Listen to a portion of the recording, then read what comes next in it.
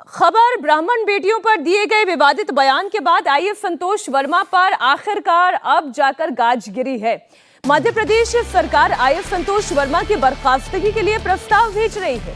CM Mohan Yadav की सख्ती के बाद संतोष वर्मा को कृषि विभाग के उप सचिव पद से हटाकर जीडीए पूल में अटैच कर दिया गया है और उन्हें कोई काम नहीं दिया गया है। संतोष वर्मा की बर्खास्तगी का जो प्रस्ताव केंद्र सरकार को दिया गया है उसमें उनके खिलाफ फर्जी दस्तावेज बनाने के साथ साथ कई आपराधिक मामलों के मुकदमे चलने का हवाला दिया गया। गुरुवार को 65 ब्राह्मण संगठनों ने 14 नवंबर को संतोष वर्मा के खिलाफ कार्रवाई न होने पर सीएम हाउस के घेराव की चेतावनी दी थी। अब सीएम मोहन यादव के सख्त फैसले का ब्राह्मण संगठनों ने स्वागत किया है। ब्राह्मण बेटियों पर विवादित टिप्पणी के बाद आईएएस अफसर संतोष वर्मा का एक और विवादित बयान भी आया। संतोष वर्मा ने एससी/एसटी अधिकारी कर्मचारी संगठन के कार्यक्रम में कह दिया कि हाईकोर्ट पर सीधा हमला था। एससी/एसटी वर्ग के युवाओं को हाईकोर्ट ही सिविल जज नहीं बनने दे रहा है। परीक्षा में एससी/एसटी वर्ग के लगभग कोई उम्मीदवार चयनित नहीं हुए। वर्मा ने आरोप ये लगाया कि परीक्षाओं में एससी/एसटी उम्मीदवारों को जानबूझकर 50% कट ऑफ से नीचे मार्क्स देते हैं। इंटरव्यू में भी कम अंक दिए जाते हैं। संतोष वर्मा ने कहा कि एससी/एसटी वर्ग का बच्चा आईएएस आईपीएस बन सकता है लेकिन सिविल जज नहीं बन सकता और हाईकोर्ट ही उसे सिविल जज बनने से रोक रही है। जो एग्जाम हुई उसमें हमारे एससी/एसटी के लोग सिलेक्ट नहीं हुए, उनको योग्य उम्मीदवार नहीं मिले। लेकिन सिविल जज की ऐसी कौन सी एग्जाम होती है जिसमें हमारा बच्चा 40% 50% मार्क्स नहीं ला सकता? आपने उसके लिए कट ऑफ मार्क्स रख दिया 50% और आपने ये तय कर लिया कि हमको इसको 49.95 नंबर देना है, 50 नंबर नहीं देना है।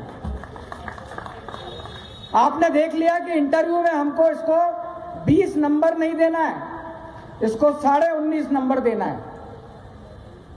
तो भाई कौन सिविल जज बना देगा हमारे बच्चों को? ये कौन सा आरक्षण है? ये कौन सा नियम है? और ये कौन कर रहा है?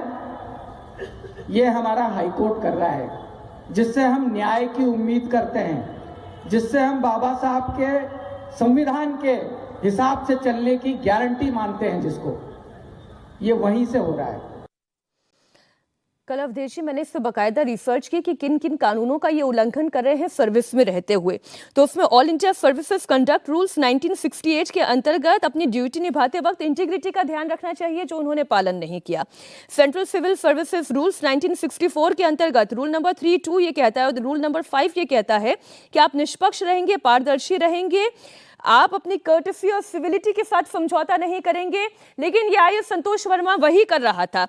इतना ही नहीं, भारतीय न्याय संहिता की धारा 79 के अंतर्गत offences against the modesty of the women conduct, इसका भी उन्होंने उल्लंघन किया है। क्यों इनको बर्दाश्त किया जा रहा था अभी तक? इन्हें तो राहुल गांधी जी के छत्र छाया में चले जाना चाहिए। इससे पता चल रहा है जो उनका भाषण है, एक तो राज्य प्रशासनिक सेवा में थे, ये आईएएस, तो राज्य प्रशासनिक सेवा से इनका प्रमोशन हुआ। उस प्रमोशन के फाइल देखे गए कि इसका प्रमोशन कैसे हुआ। जब इस व्यक्ति का ऐसा कंडक्ट है, देखा गया कि इतनी शिकायतें इसके विरुद्ध है जगह जगह से, जहां जहां ये काम किया है, लोगों ने अलग अलग जातियों के, यहाँ तक कि शेड्यूल कास्ट शेड्यूल ट्राइब्स के लोगों ने भी इनके विरुद्ध शिकायत की थी। तो ये अभी तक बना कैसे है?